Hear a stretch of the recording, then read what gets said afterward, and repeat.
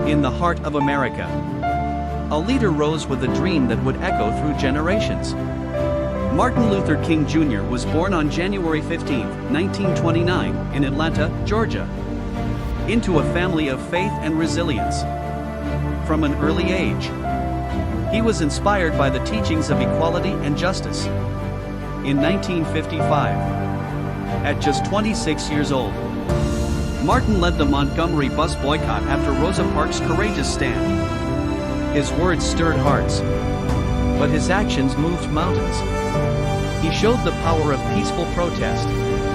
In 1963, he delivered his legendary "I Have a Dream" speech, calling for racial equality and freedom. I have a dream. Through his leadership, the Civil Rights Act of 1964 was passed, changing history forever. But his journey was cut short. On April 4, 1968, he was assassinated, leaving a nation mourning.